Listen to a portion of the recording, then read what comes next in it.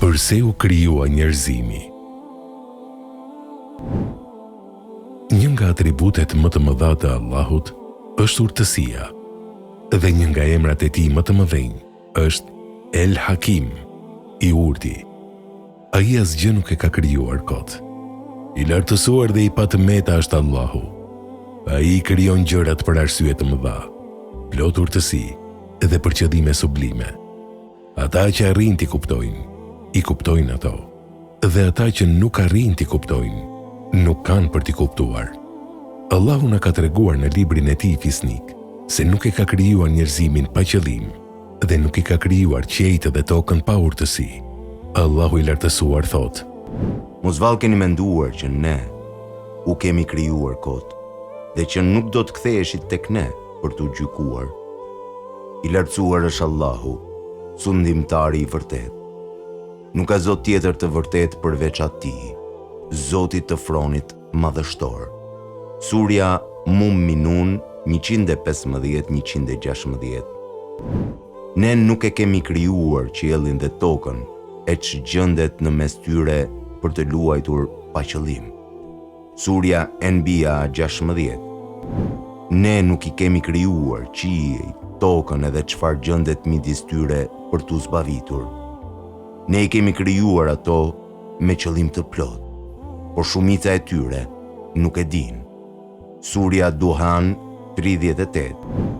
Hamim, ky libër është shpallur prej Allahut, të plot fuqishmit dhe të urtit.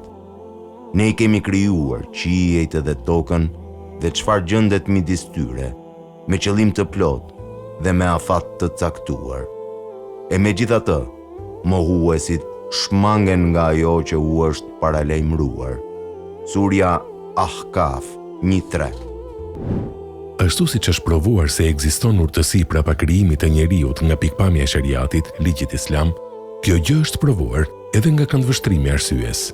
Njeriu i mençur nuk mundet të mos pranojë se gjërat janë krijuar për një arsye, dhe njeriu i mençur e pastron veten e tij që të jetë prej atyre që bën gjëra në jetën e tij pa ndonjë arsye. E si mund të ndodhë kjo me Allahun, gjykatësin më të drejtë? Prandaj besimtarët e mençur e pohojnë urtësinë në krijimtarinë e Allahut, ndërsa jo besimtarët e mohojnë atë.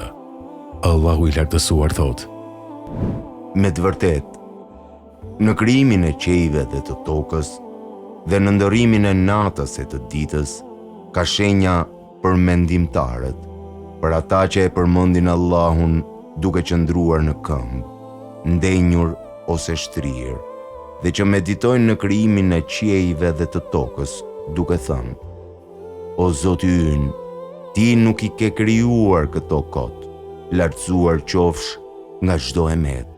Prandaj na ruaj nga ndëshkimi i zjarrit. Surja Ali Imran 190-191. Duke përshkruar qëndrimin e jo besimtarëve ndaj urtësisë së krijimit të tij, Allahu i lartësuar thot: Ne nuk e krijuam qiellin dhe tokën dhe gjithçka që është midis tyre pa qëllim. Ky është vlerësimi atyre që nuk besojnë, mirë ata që nuk besuan në monoteizmin islam nga zjarri. Surja Sad 27. Allahu i krijoi qiejt dhe tokën me të vërtetën dhe për të vërtetën. Ai krijoi ato në mënyrë që njerëzit të kuptojnë përsosmërinë e dijes dhe fuqisë së tij, si dhe gjerësinë e pushtetit që zotëron. Vetëm ai duhet të adhurohet, dhe jo ata që nuk janë krijuar asnjë grimc në qiej apo në tokë. Le ta dinë se ringjallja është e vërtetë dhe se Allahu do të gjykojë midis njerëzve që bën mirë ose keq. Ai që nuk arrin ta kuptojë urtësinë e Allahut, të mos mendoj se Allahu do t'i trajtojë ata në mënyrë të barabartë kur t'i gjykojë. Allahu i lartësuar thot: Ati trajtojmë një lloj ata që besojnë e bëjnë vepra të mira me ata që bën shkatarrime në tokë. Ati trajtojmë një lloj njerëzit e devotshëm dhe njerëzit mëkatar. Surja Sad 28. Allahu nuk e krijoi njeriu vetëm për të ngrënë, për të pirë dhe për të shumuar, sepse në këtë rast njeriu do të ishte si kafshët, por Allahu e nderoi njeriu dhe e favorizoi atë në mesin e shumë prej atyre që ai ka krijuar. E megjithatë, shumë njerëz këmbgulin në mosbesim. Në këtë mënyrë, ata injoruan dhe mohuan urtësinë dhe arsyen e vërtetë të krijimit të tyre, dhe gjithçka që u interesoi ishte të shijonin kënaqësitë e kësaj bote. Jeta e njerëzve të tillë është si ajo e kafshëve, madje të tillët janë edhe më të humbur. Allahu i lartësuar thotë: Ndërsa ata që nuk besojnë, kënaqen dhe han ashtu si han bagëtit, dhe zjarri do t'jetë vendbanimi i tyre. Surja Muhammed 12. Lëri ata të hanë dhe të kënaqen, dhe let preokupohen me shpresa të rreme. Ata do të mësojnë. Surja Hijr 3. Ne kemi paracaktuar për xhenemin shumë xhind dhe njerëz, sepse ata kanë zemra, por nuk kuptojnë, kanë sy, por nuk shohin, kanë vesh, por nuk dëgjojnë. Ata janë si bagëtit, madje edhe më keq. Pikërisht, këta janë të shkujdesurit. Surja Araf 179. Është i njohur fakti për njerëzit e mençur se ai që e bën diçka di më shumë rreth urtësisë që qëndron pas saj, më shumë se kushdo tjetër. Ndërsa për Allahun është shembulli më i përkryer. Ai është që i krijoi njerëzit dhe ai e di më së miri urtësinë që qëndron pas krijimit të tyre. Askush nuk do ta kontestonte këtë nëse bëhet fjalë për çështjet e kësaj bote. Për shembull, njerëzit në përgjithësi janë të sigurt se gjymtyrët e tyre fizike janë krijuar për një arsye, urtësi. Syri është për të parë, veshi për të dëgjuar e të tjerë. A ka kuptim që gjymtyrët dhe organet e tij fizike të jenë krijuar për një arsye, urtësi, ndërsa ai vetë jetë krijuar kot? Apo ai nuk pranon të përgjigjet atij që e krijoi kur ai i tregon arsyet e krijimit të tij? Allahu na ka treguar se krijimi i qejve dhe i tokës, i jetës dhe i vdekjes, është për qëllim sprovimi, në mënyrë që të sprovoj njeriu, t'i shpërblej ata që i binden dhe t'i dënoj ata që nuk i binden. Allahu i lartësuar thotë: Është ai që ka krijuar qiejt edhe tokën për 6 ditë, teksa froni i tij ndodhej mbi ujë, për t'ju vënë në provë kush është më i mirë në vepra. Nëse ti thua, ju do të ringjalleni pas vdekjes, mohuesit me siguri do të thonë, kjo nuk është asgjë tjetër përveç se magji e kulluar. Surja Hud 7. Ai e ka krijuar jetën dhe vdekjen për t'ju provuar se kush prej jush do të veprojë më mirë. Ai është i plot fuqishmi dhe falësi i madh. Surja Mulk 2. Nga ky sprovim dalin në pah dhe manifestohen emrat dhe atributet e Allahut, siç janë emrat Rahman, i gjithëmëshirshëm, El Gafur, falësi mëkateve, El Hakim, i urti, Et Tewab, pranuesi i pendimit, Rahim, mëshirëploti, dhe emrat të tjerë të Allahut.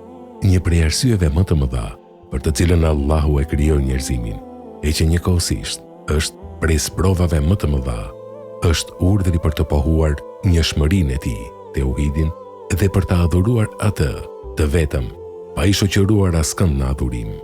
Allahu e ka deklaruar këtë arsye në krijimin e njerëzimit duke thënë: Gjindët edhe njerëzit i kam krijuar vetëm që të më adhurojnë. Surja Dhariyat 56.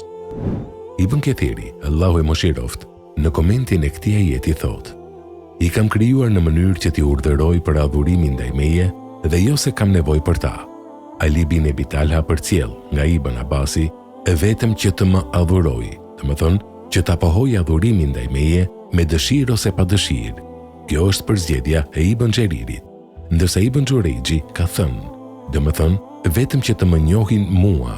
Rabi Ibn Enes tha, vetëm që të më adhurojnë, do të thonë me qëllim të adhurimit. Shej Abdurrahman Es-Sadi, Allahu e mëshiroft, thotë: Allahu i lartësuar e krijoi njerëzimin që vetëm atë të adhurojnë, ta njohin me emrat dhe cilësitë e tij, dhe për këtë i urdhëroi: Kush i nënshtrohet Allahut dhe e kryen atë me të cilën është urdhëruar, ai do të jetë i shpëtuar. Por kush largohet nga kjo, të tillët janë të humbur. Në mënyrë të pashmangshme, ai do t'i mbledh ata të gjithë bashkë në botën tjetër, ku do t'i shpërblej ose dënoj për ato që i urdhëroi dhe i ndaloi të bëjnë.